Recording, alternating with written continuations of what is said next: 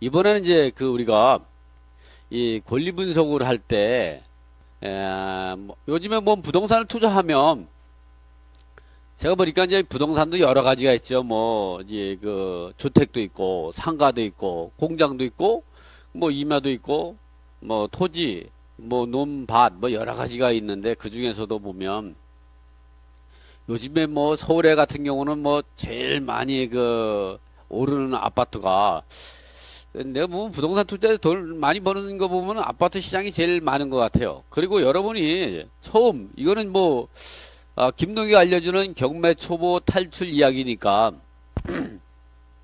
초보자가 제일 쉽게 할 수 있는 게 이제 보면 아파트잖아요. 저도 이제 보면 얼마 이제 요즘에 뭐 이제 아파트를 경매로 낙찰받다든가 또는 이제 뭐 아파트 경매 입찰 들어가니까 좋은 아파트 같은 경우는 뭐 수십 명 입찰 들어오고 막 가격도 막 높고 그래가지고 이제는 마음을 좀 바꿔가지고 어떻게 했냐면 여러분한테만 좀 제가 요즘에는 이제 이렇게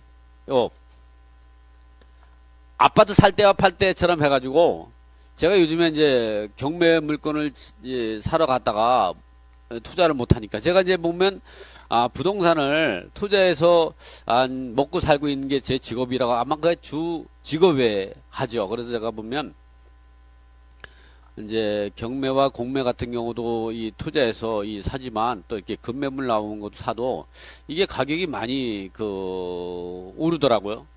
그래서 제가 이제 보면 뭐 제 자랑 같지만 내 자랑 같지만 여러분이 보면 한 1월 말에 잔금 치른 게 물론 이제 했지만 잔금 치르는 게 한 1억 한 5천이 올랐어요.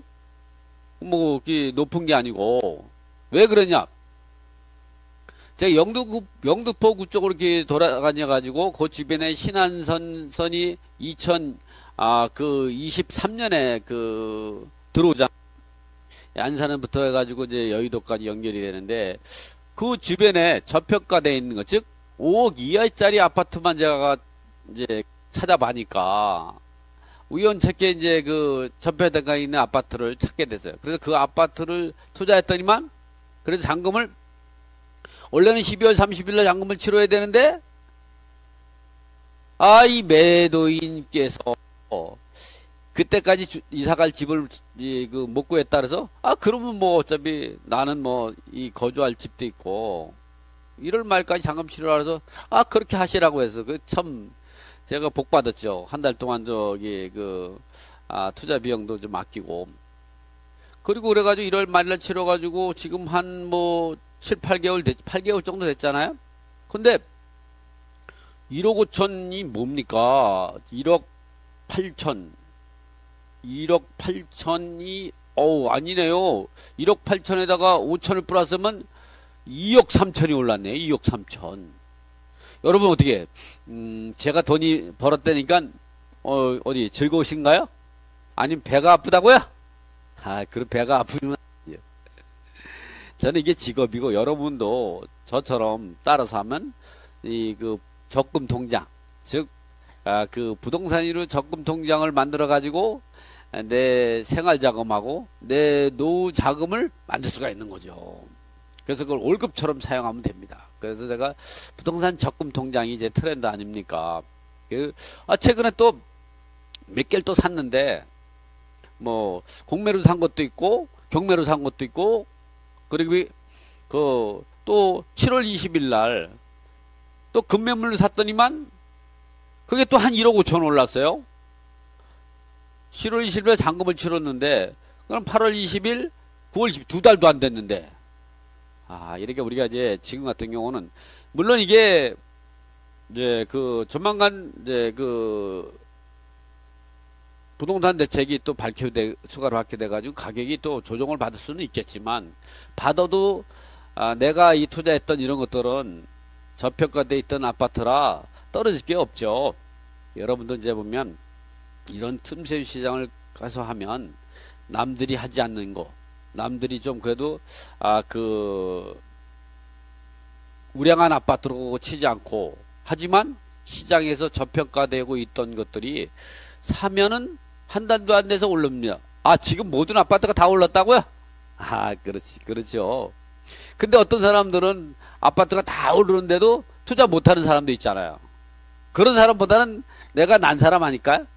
어쨌든 뭐 이제 여러분이 방송을 처음에 시작할 때 특히 지금 점심시간이잖아요. 점심시간에 여러분들이 식사를 하는데 너무 무거운 얘기를 하면 체하실까봐 제가 웃자고 했고, 지금 말씀한 건 사고십니다. 이 책에 있습니다. 이 책에 제가 지금은 이제 내게 부동산은 통장이다 이런 내용을 지금 참 쓰고 있습니다. 아마 그것도 한 달 이내에 뭐 출간될 겁니다. 그래서 여러분들한테 오늘은 이제 김동희 알려주는 경매 초보 탈출 이야기로 해서 초보자가 꼭 알고 있어야 될 거. 이 아파트를 살 때 어떠한 권리 분석을 해야 되고, 아파트에는 등기부에 등기되어 있는 채권만 있는 게 아니라 거기에 거주하고 있는 이 다른 어떤 권리가 있단 말이죠. 그걸 잘 분석해. 이걸 잘 분석하면 경매에서의 권리 분석도 되지만, 여러분이 이제 그 부동산 시장에 가가지고 부동산 사무실에 가가지고 아파트를 살 때도 유익한 정보가 될 수가 있는 거죠. 자, 시작해 보겠습니다. 자, 한번 제가 칠판에 여러분이 이제 할 때 준비하려고 기본적인 건 제가 정리를 해놨습니다. 왜 그러냐면 이게 설명을 하다 보면 아무리 제가 전문가고 강의를 많이 했어도 핵심적인 건 놓칠 수가 있기 때문에 제가 여러분의 지금 한 10분 동안 설명을 드릴 거거든요. 그 사이에 설명할 수 있는 거를 제가 잊어버리지 않기 위해서 이렇게 딱 정리를 해놨습니다. 자, 이번에 보면 오늘은 경매 초보 탈출기가 아니라 경매 초보 탈출기죠. 공매 초보 탈출기는 금요일날 12시부터 1시까지 하는 겁니다. 그래서 그때 했던 내용을 제가 지우지 않아서 그렇습니다. 자, 그리고 조금 있다간 주택임대차보호법이 시행령이 개정이 돼서 서울시 같은 경우는 최우선 변제금이 1억 1천만원 이하일 때 3,700만원을 받겠다는 내용도 제가 이번 방송 시간에 할 겁니다. 물론 9월 18일부터 시행하도록 한국경제신문에 그 기사가 나와서 제가 그걸 발췌해서 이렇게 여러분도 좀 보시라고 이렇게 기사를 발췌했죠. 자, 잘 보이시죠? 여기 한국일보에 나왔던 겁니다. 좀 올려야죠. 제가 보면 안 되죠. 자, 우리가 아파트를 일반 매매로 살 수도 있고 경매로 살 수 있습니다. 그래서 일반 매매로 살 때하고 경매로 살 때를 우리가 했을 때 어차피 이렇게 아파트 등기부에 아파트 등기부 지금은 정확한 용어는 아파트 등기사항 증명서로 바뀌었죠. 아파트 등기부 등본에서. 그래서 지금은 이제 여러분 발급받을 때는 아파트 등기사항 증명서를 발급받으면 안 되고 말수사항까지 포함되어 있는 아파트 등기사항 전부 증명서를 발송. 이러면 말수사항까지 포함된 전부 증명서를 발급받아야죠. 그거의 약자를 우리가 등기부라고 하는 거죠. 이렇게 등기부에 등기되어 있는 이 채권을 우리가 확인해야 됩니다. 이거는 일반 매매도 경매도 마찬가지죠.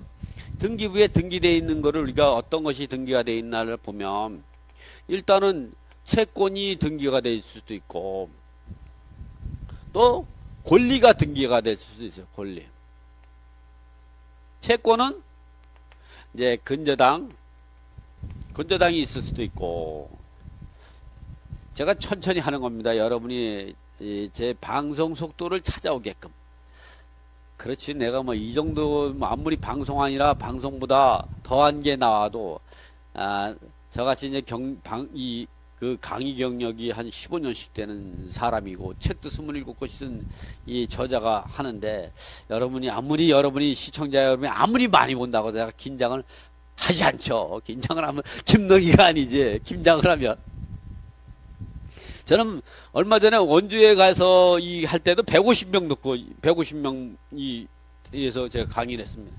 그래도 뭐 150명 아니라 300명 있어. 사람이 많은 말수록 더 좋습니다.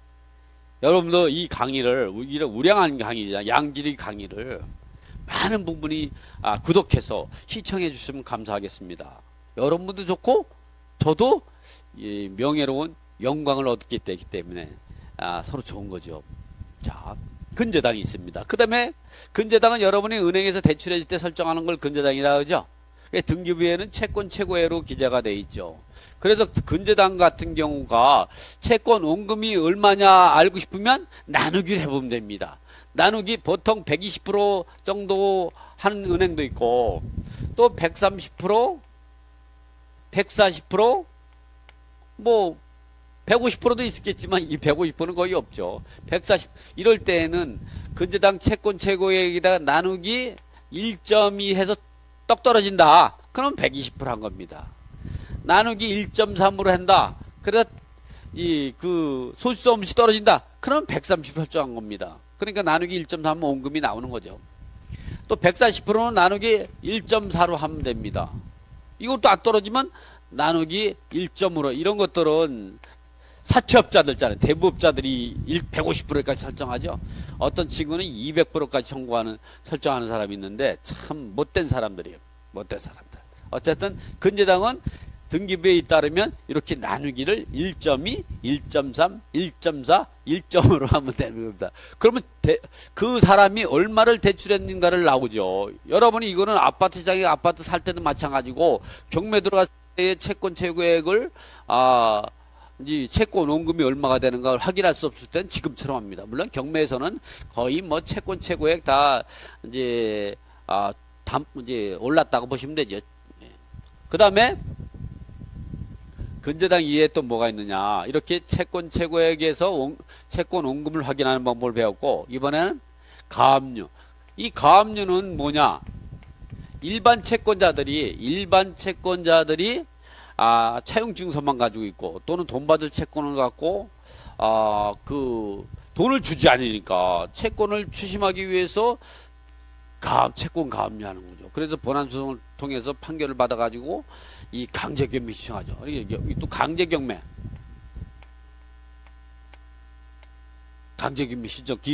신청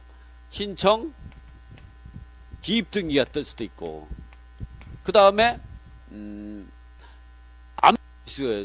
조세나 공과금 채권자들이 압류할 수도 있죠. 압류도 있고 그 다음에 이제 그 담보가 등기도 있을 수도 있고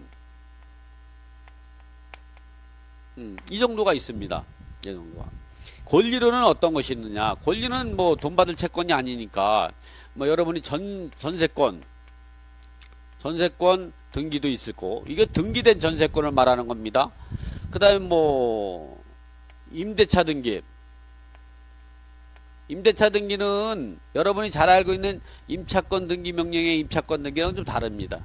요거는 민법 제 621조에 의한 것도 있고 이번에 여러분이 잘 알고 있는 임차권 등기도 있고 임대차 등기는 뭐냐면 여러분이 전세권 등기하고 비슷하게 입주하기 전에 또는 임대차 계약 기간 내에 임대인이 동의를 얻어가지고 임대차 등기를 하는 거죠. 여러분이 전세권 등기를 임대인이 안 해주면요 임대차 등기 해달라고 하시면 됩니다. 또 임차권 등기는 임대차 계약 기간이 지났거나 임대차 계약을 해지 사유가 발생했을 때 임대인이 동의 없이 단독으로 부동산 소재지 관할 법원에다가 임차권 등기 명령에서 임차권 등기를 하는 거로 주택임대차법하고 상가건물임대차법에서 규정하고 있는 거죠. 요거는 주임법, 상위법 이런 권리죠. 이거 말고 권리가 또 보면 가처분도 있을 수가 있고 가등기도 있을 수 있고 지상권도 있을 수 있고 지역권도 등기가 될 수 있고 뭐 그리고 소유권을 보존하기 위해서 소유권